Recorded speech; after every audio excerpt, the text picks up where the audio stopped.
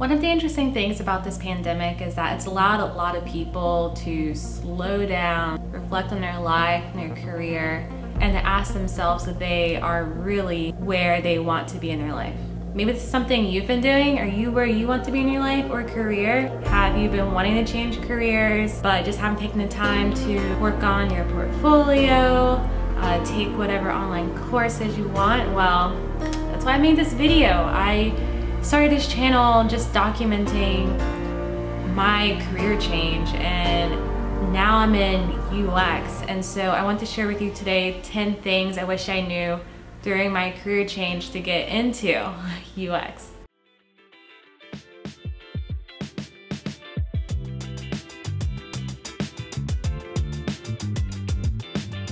So if you watch my older channels, you will hear over and over again about how important it is to make connections, go to meetup events, and keep up with those contacts, not just use it as a one-time looking for this job, do you know of anything available, but instead developing an actual professional relationship with that person, because that is how you're gonna make your first job. I will put money on it when you are changing careers.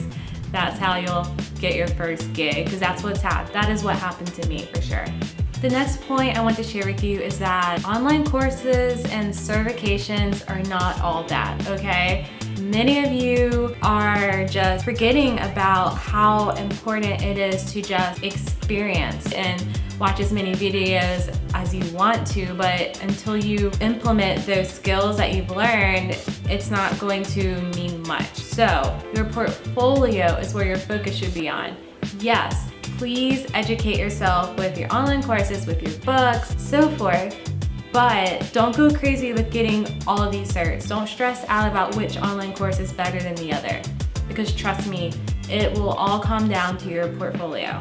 Now, something I wish I knew when I started job hunting, especially in this tech field, is that you need to be very particular with your recruiter. From the get-go, I make sure that I get an actual job description from a recruiter to read through it to make sure it's a good fit. So definitely ask a lot of questions. Don't put all your money into recruiters. So once you finally land this job, I wish I knew this when I switched careers, is that it wasn't what I expected it to be at all. And that's okay, and it's normal and expected. So that's why you do want to try new things, and I applaud you for venturing out to try new things, but just keep an open mind, don't have it set of what this career is gonna be like. Obviously, if you do research and talk to people who are in the field, asking them what their day-to-day is like, yes, that's very helpful and will give you a better idea, but in my experience and in my friends' experience, it wasn't anything like what we expected, and that's okay. My personal experience is to just stick it out, try different things, whether it's a different employer, different types of work, like say you're doing UX for retail, maybe try agency work, maybe try the banks. Just feel it out, try different things. Of course, it could be like, this definitely isn't the right fit, and then so you know, and you can check that off. But if you haven't even gotten your feet wet, honestly, you're just gonna drive yourself insane wondering if this is the right thing, because there's no way to know unless you actually do it.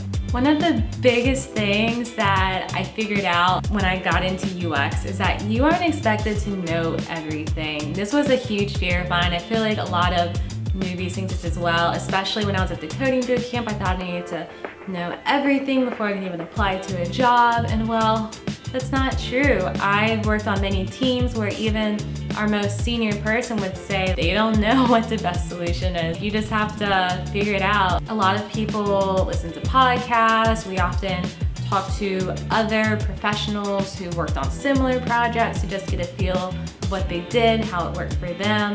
And it's a huge relief.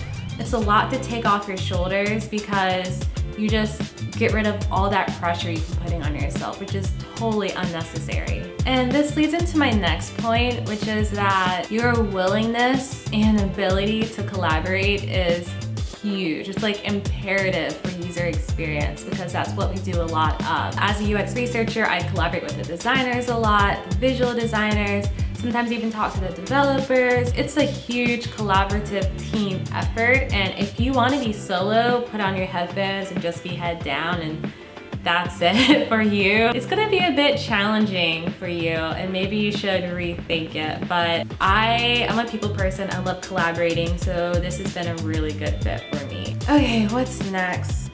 Oh, here's a fun one. Friends and family members who are not in the tech industry will not understand what you do or what you're pursuing or trying to do.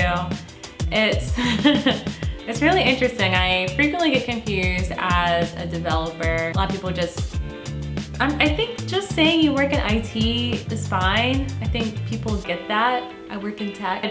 Don't get frustrated or bothered by the fact that no one's gonna know what you're talking about or want to do with your life, because it's a pretty sweet industry to get into, I must say. And that kind of leads into my last point of things I wish I knew when I was doing this career change, is that although this is the riskiest, the hardest, and most time-consuming decision I've ever made, I am really glad that I did, because it's been a great fit. It was 100% worth the pain, the struggles, and the frustrations, because user experience completely fits my personality, it fits my skill set, and at first I was nervous about not doing coding and getting away from that, but honestly, I'm really glad I went with my gut and trusted what my gut was telling me. I truly wish that I knew that trusting my gut is the right thing much sooner, but you know, like, my fear got the best of me, and that's completely normal. It's okay. I hope that helps you on your journey to getting into UX. If you have any other questions, or if I didn't cover something that you would like me to in a future video, well, good thing for you, because I put out a video every Sunday. So let me know in the comments, click like if you enjoyed this video, and I will talk to y'all next week. Bye.